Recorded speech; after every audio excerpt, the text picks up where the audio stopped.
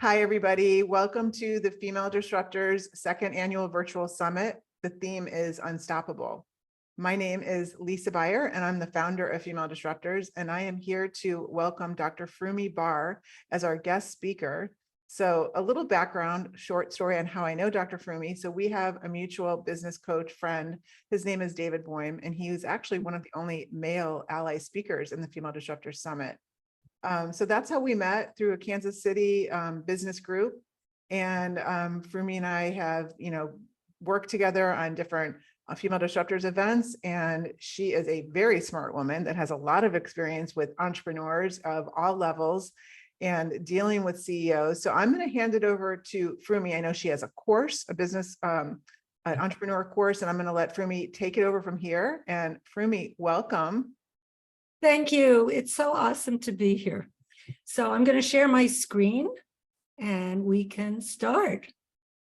All right. Hopefully you just see my screen and nothing else there, right? Yep. Mm-hmm. Okay.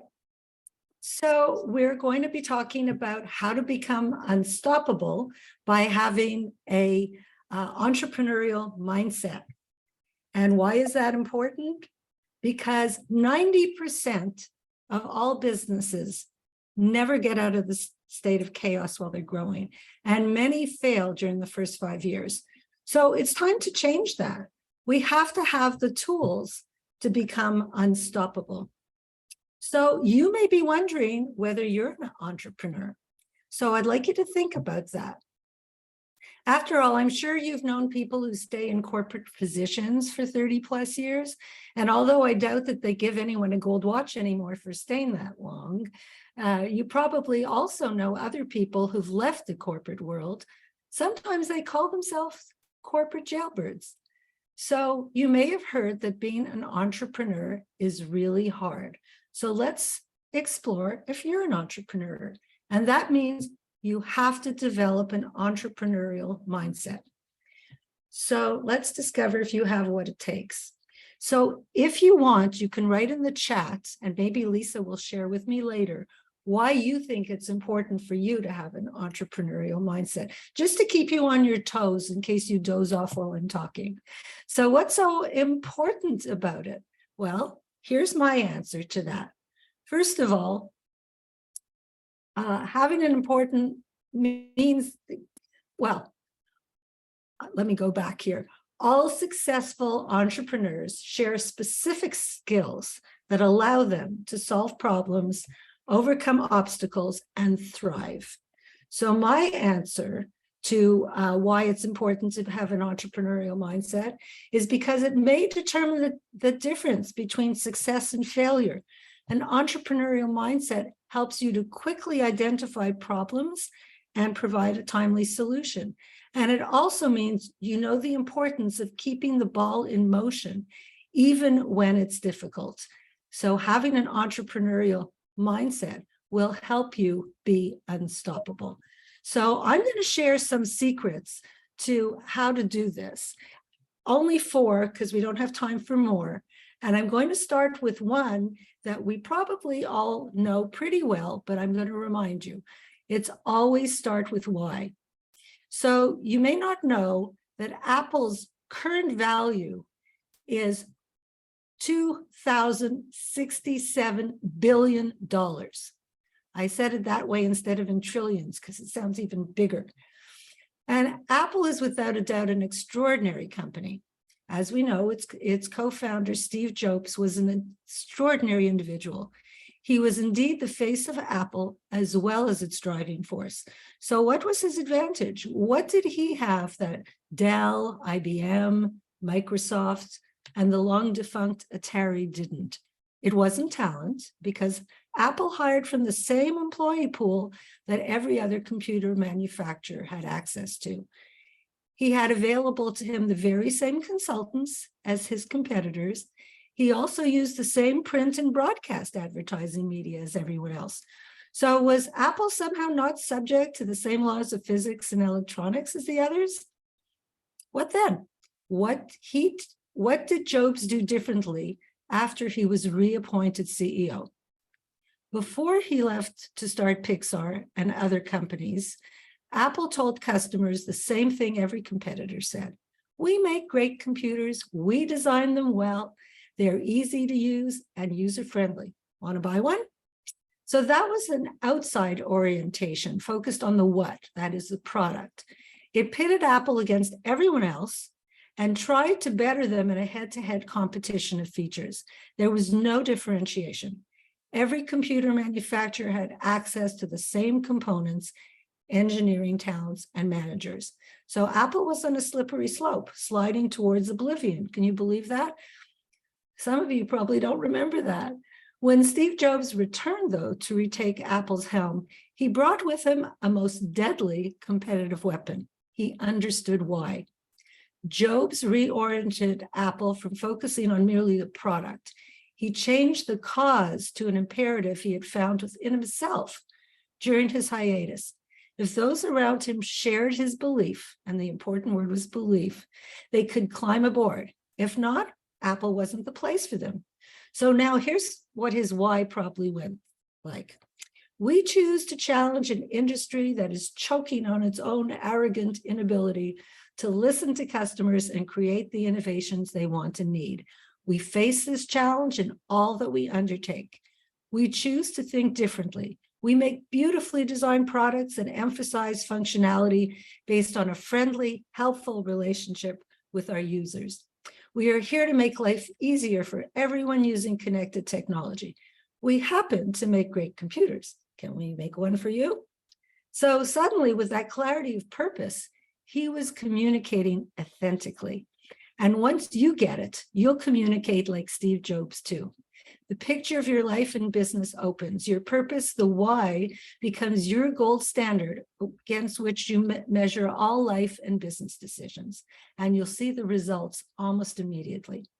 So that's starting with why. Now I'm going to get personal, okay? I'm going to share 3 more points, and these are really things that I've learned. So always look for the trends and new opportunities. The pandemic and being confined to an isolated life with my dog Enzo and my cat Ducky in Kansas City, the 21st floor apartment, gave me the opportunity to rethink what was next.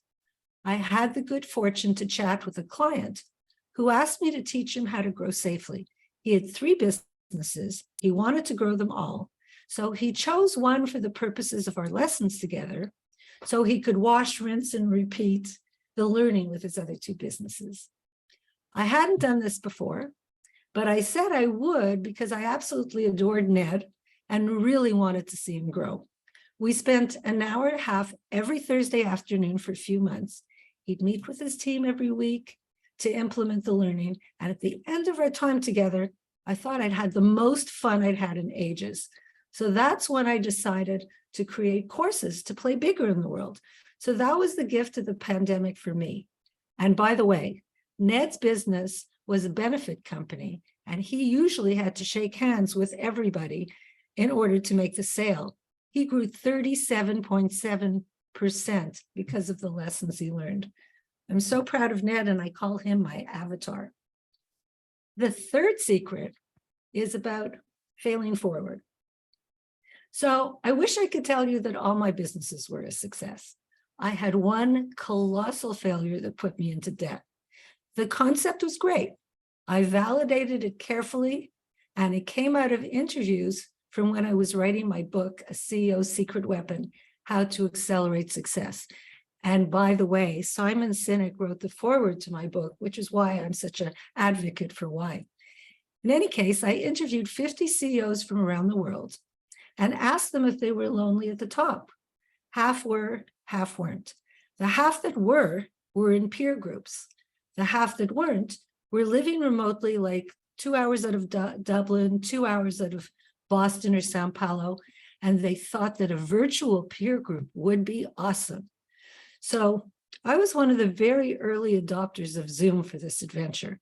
The year was 2013. I had a dozen coaches ready to go. We trained them all in how to facilitate groups well. But guess what? No one could form a group because people either didn't have cameras or they weren't comfortable turning them on. So what do you know? Being a trailblazer isn't always a good thing. And here we are in Zoom 9 years later. Can you believe that?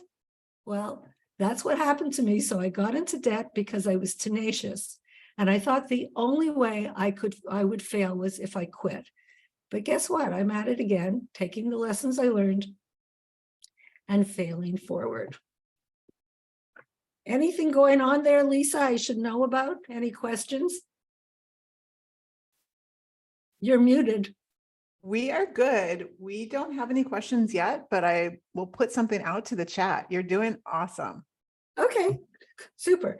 Okay, this is a really interesting story. So I started my business school, okay? In September of this year, I got thrown a curveball. I shared how I started my business school, okay? So at first I put my courses in Teachable and then Kajabi, but nobody bought them because I was like a grain of sand on a beach full of courses. Then I was introduced to Sam.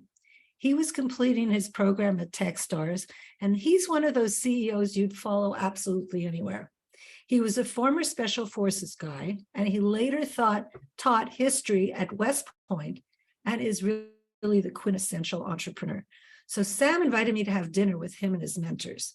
One of them was the CEO of Cirque du Soleil, and another had just sold his company to PayPal. So this was quite an auspicious group. Sam was heading back to the Ukraine the next day, and was going to facilitate a workshop for his agency, which was called Sanity Desk. Excuse me, a one-stop platform for courses, CRM, email campaigns, etc. And the best part was that it was a fast-track workshop for 6 days. I thought, why not? 6 days with Sam and his team in Zoom?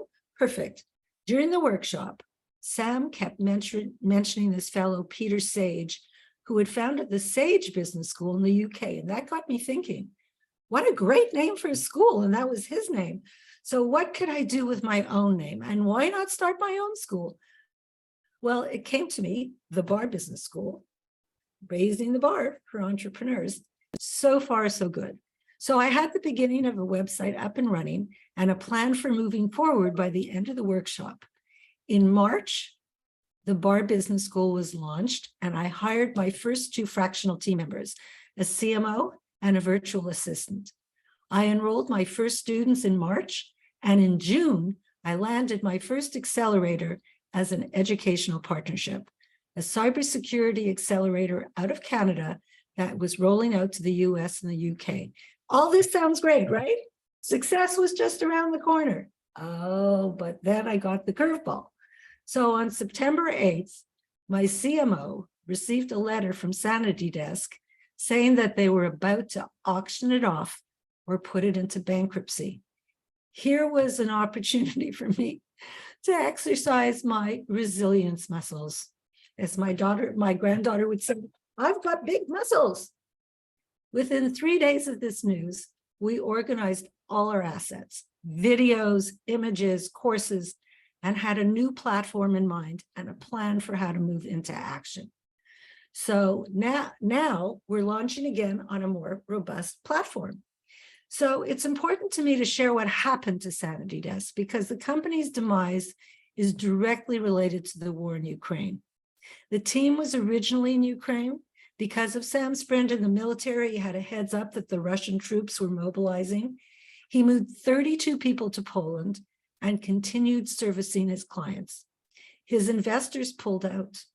I'm speculating that with rising interest rates, valuations being pushed down in the war, Sanity Desk was collateral damage. The Barr Business School wasn't the only company to be affected by this sad curveball, but here's the difference. 50% of the companies affected have not rallied. This is where the rubber meets the road. You either pick yourself up, dust yourself off, and overcome adversity, or you cave. It's always a choice. And that's why becoming unstoppable is critical to success. You never know what's coming around the corner. And for me, once again, I'm failing forward onto a better platform for my school. And I'm actually offering special discounts for veterans. My own dad was a veteran. I just feel so strongly that they're so underserved. So I do have time for Q&A and a really important story after the Q&A. So if you have anything there, Lisa, or anybody wants to share anything. Yeah, if anybody wants to put in some questions, I do have some questions while we're waiting. If anybody wants to ask a question, which there's no question that you should be afraid to ask on this. So Frumi, you kind of touched on how you launched your school and it was a struggle. And I think we were kind of going through the same struggles. I was launching Modern PR Secrets.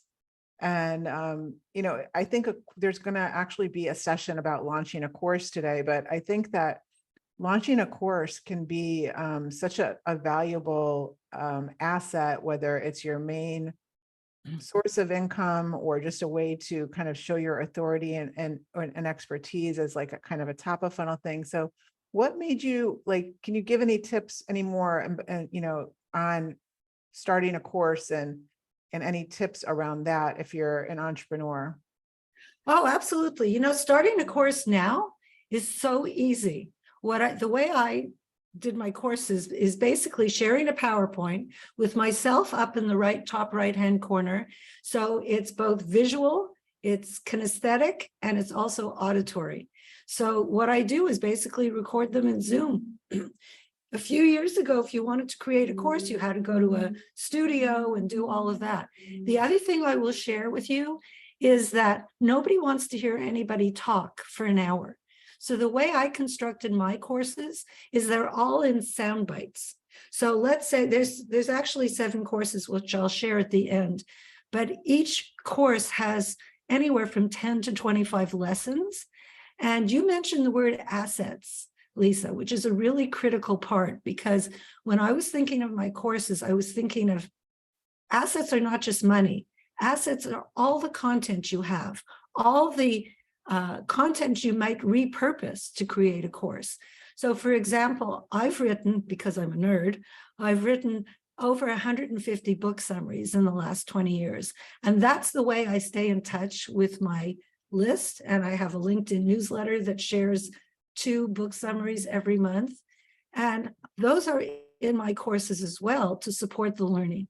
So when you think about creating courses, think about everything that you already have done. And it's really simple. And I'm happy to share. Anybody who wants to know how I created my courses, I'm really happy to share. That would be awesome. And also, we do have one question from Harriet.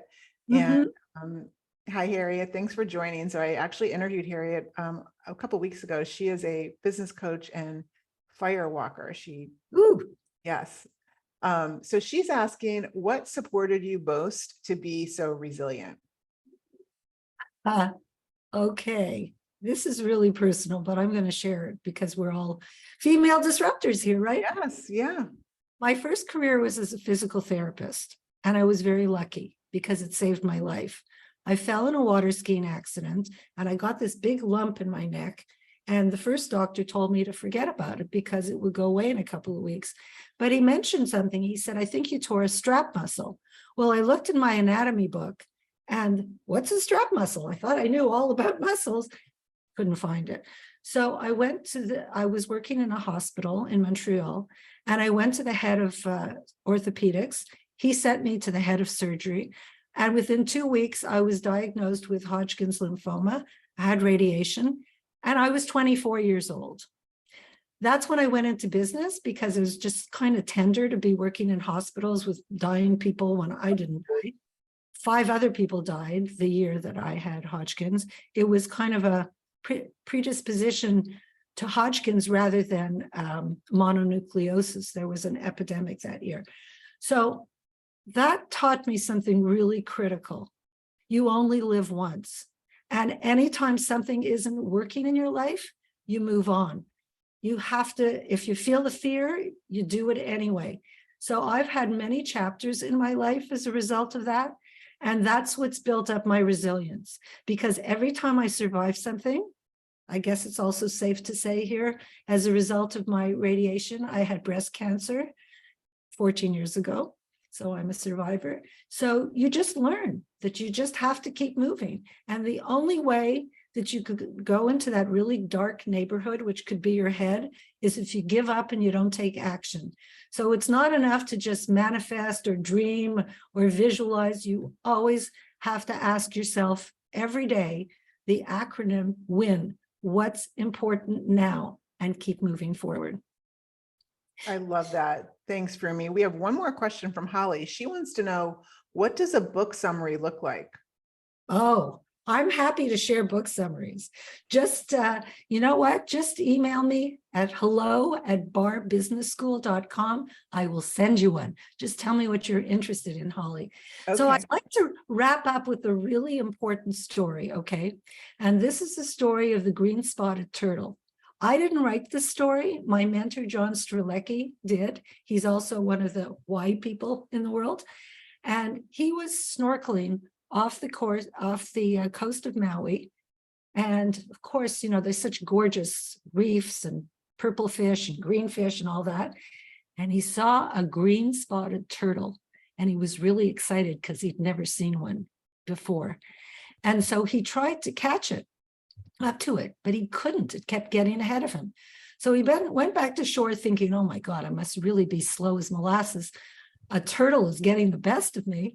But he went back out there the next day and he was in the water and he saw it again. And this time he watched it really carefully. And what the turtle was doing when the water was coming towards him, the turtle was just paddling and kind of doing the dog paddles and staying in one place. But when the tide was going out, he swam like crazy. And so John had this huge aha as a result of this sea turtle.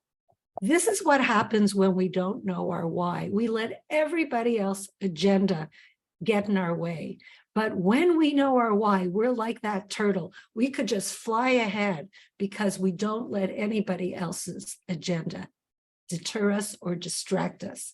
So here are the last thoughts. Know your why. Perseverance will get you through the tough times. Be tenacious. And finally, because I'm meeting Lisa's time limits here, these are the courses in our school: entrepreneurship and leadership, people and culture, strategy, execution, cash management, data management, and time and energy management. And if you want a free copy of my book, just go to barbusinessschool.com, access the book page, and you can download a free copy. Frumi, thank you. That's an amazing offer. And I love the time and energy management. I think I'm going to sign up for that one. Okay. Well, it's really a delight to be here. Thank you for being a female disruptor. Do you have any last words of wisdom before we sign off in 1 minute? I would just say, know your why. And you know what? I learned an important lesson. I kept sharing my why, and my why is to create a safe place for people to discuss what matters most. And I work with CEOs, but I learned something important. There's also that word believe. So I've actually revised as a result of that, my 30-second elevator speech, if you like. I believe that every CEO needs a wise outside sounding board so that they can offer a different perspective. Because as our friend David Bohm would say, you can't read the label from inside the jar. So True. lead with what you believe. Yes, yes. Frumi, thank you so much for being a female disruptor. Thank you everybody who is here live. If you're watching the replay, awesome. Just a reminder that we are giving away, thank you to Desir, Global Business School, 4 MBA scholarship opportunities to attendees for female disruptors. So that's super exciting. That is another, in line with our theme, Unstoppable. And Frumi, thank you. A pleasure. Go out, everybody, and be unstoppable.